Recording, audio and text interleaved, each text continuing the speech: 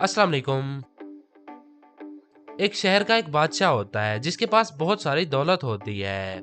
एक दिन वो घूमने के लिए जंगल में जाता है। वो वहां घूम रहा होता है कि अचानक उसके पीछे से एक जहरीला सांप आ जाता है। बादशाह को पता नहीं होता कि उसके पीछे सांप है, पर एक गरीब आदमी वहां खड़ा होता है और वो आदमी सांप को देख लेता है और फिर जल्दी से वो आदमी बादशाह के पास आता है और उस सांप को मार देता है। बादशाह ये देखकर उस गरीब आदमी से बहुत खुश होता है और उस आदमी का शुक्रिया अदा करता है और उसे अपनी एक रिंग भी उतार कर देता है। गरीब आदमी वो रिंग ले लेता है और बादशाह फिर उस आदमी से कहता है, कल मेरे महल में आना, मैं तुम्हारा इंतजार करूंगा। और ये बोल के बादशाह वहां से चला जाता है। अगले दिन वो गरीब आदमी बादशाह के महल में पहुंच जाता है। जब वो आदमी महल के अंदर जाने लगता है तो एक सिपाही उस गरीब आदमी को रोक लेता है और वो कहता है, मुझे कुछ पैसे दो, फिर मैं तुम्हें अंदर जाने दूंगा, वरना नहीं जाने दूंगा। वो गरीब आदमी उस सिपाही को रिंग दिखाता है जो उसे बादशाह ने दी थी और उसे बताता है कि मुझे बादशाह ने खुद बुलाया है। और सिपाही वो रिंग देख के लालच में आ जाता है और वो उस गरीब आदमी से कहता है कि मैं तुम्हें महल के अंदर सिर्फ एक ही शर्त पर जाने दूंगा। फिर गरीब आदमी पूछता है कि वो शर्त क्या है। तो सिपाही कहता है, शर्त ये है कि बादशाह तुम्हें जो कुछ भी इनाम में देगा उसका आधा हिस्सा तुम्हें मुझे देना होगा। गरीब आदमी कहता है, चलो ठीक है। फिर सिपाही उसे अंदर जाने देता है। जब वो आदमी अंदर जाता है तो बादशाह उससे गले मिलता है और जान बचाने के लिए शुक्रिया अदा करता है।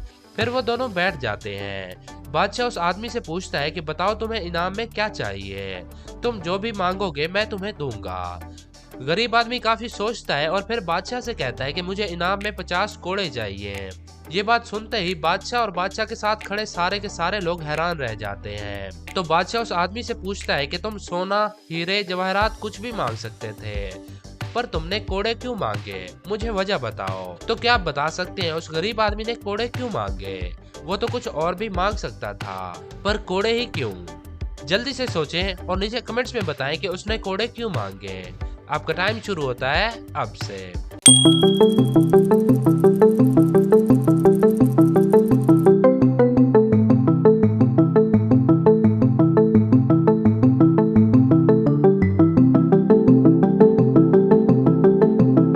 तो क्या जवाब है आपका? आप अपना जवाब नीचे कमेंट बॉक्स में लिख दें। इसका जवाब है, उस गरीब आदमी ने 50 कोड़े इसलिए मांगे थे ताकि 25 कोड़े उस सिपाही को लग सके जिसने कहा था जो भी इनाम मिलेगा मुझे आधा देना होगा। वैसे गरीब आदमी बहुत ही चालाक था, उसने सोचा मैं तो बर्दाश्त कर लूंगा, पर इस सिपाही को कोड़े जरूर लगने चाहिए।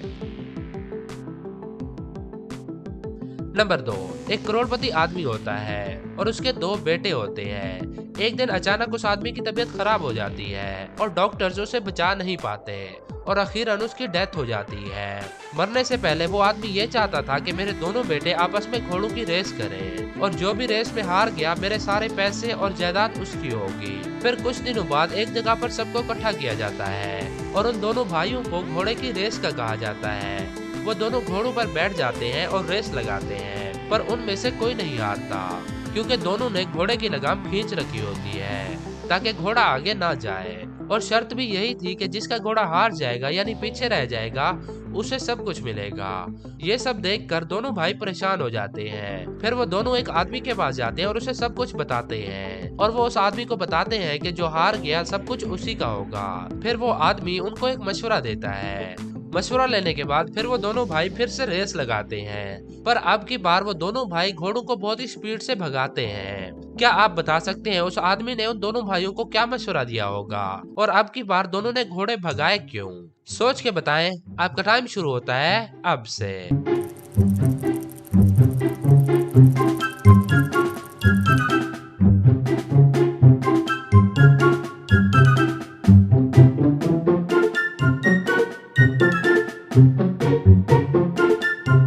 तो क्या जवाब है आपका?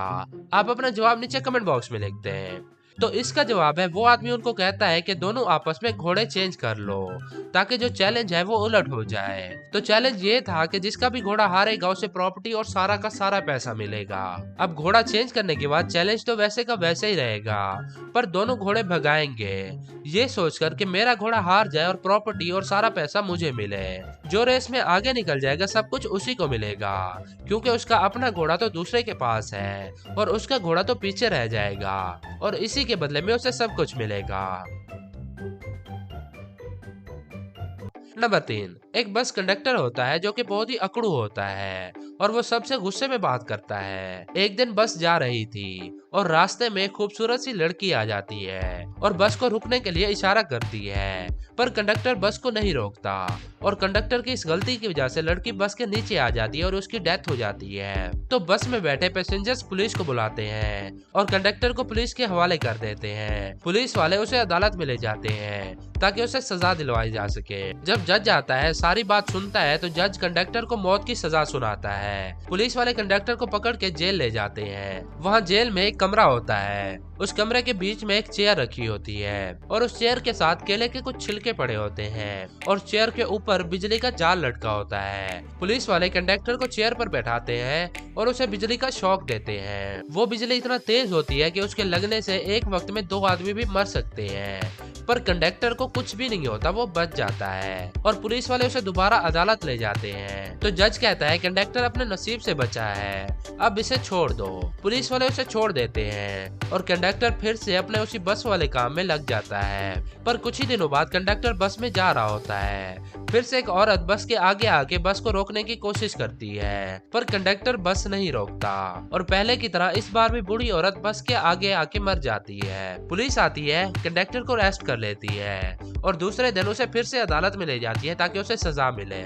इस बार फिर से अदालत उसे वही मौत की सजा सुनाती है और फिर से पुलिस वाले उसे उसी रूम में ले जाते हैं जहाँ पर रूम के बीच में एक चेयर होती है और चेयर के साथ केले के छिलके पड़े होते हैं और चेयर के ऊपर बिजली का जाल लटका होता है। तो इस बार फिर से कंडक्टर को चेयर पे बैठाते हैं और उस जाल में करंट छोड़ देते हैं, पर पहले की तरह इस बार भी कंडक्टर को कुछ नहीं होता और वो बच जाता है। पुलिस उसे दोबारा अदालत ले जाती है और जज उसे फिर से छोड़ देता है और कंडक्टर फिर से अपने काम में लग जाता है। और कुछ ही महीनों बाद फिर एक दिन बस कहीं जा रही थी और कंडक्टर बस के अंदर था। चलते चलते बस के आगे से फिर से एक बूढ़ी औरत आ जाती है। इस बार कंडक्टर समझ जाता है कि बस ना रोकी तो बूढ़ी मर जाएगी और मुझे सजा मिलेगी। तो कंडक्टर जल्दी से बस को रोकता है। बस तो रुक जाती है, पर बदकिस्मती से उस औरत का पैर फिसल जाता है और वो बस के नीचे आके मर जाती है। पैसेंजर्स पुलिस को बुलाते हैं। पुलिस वाले कंडक्टर को फिर से जेल ले जाते हैं और फिर से अदालत ले जाते हैं ताकि सजा दिलवा सकें। सारी की सारी बात सुनने के बाद जज कहता है कि इस बार इसका कसूर नहीं है, पर फिर भी पिछले रिकॉर्ड को देखते हुए उसे मौत की सजा सुनाई जाती है। पुलिस वाले उसे फिर से उसी रूम में ले जाते हैं जिस रूम के बीच में एक चेयर पड़ी होती है। चेयर के साथ केले का छिलका और चेयर के ऊपर बिजली का जाल बना होता है। पुलिस वाले कंडक्टर को चेयर पे बिठाते हैं और करंट लगाते हैं और अब की बार कंडक्टर मर जाता है। पहले भी 2 बार कंडक्टर को करंट लगाया गया पर उसे कुछ नहीं हुआ, पर अब कंडक्टर मर गया। तो क्या आप बता सकते हैं इस बार कंडक्टर मर कैसे गया? सोच के बताएं। आपका टाइम शुरू होता है अब से।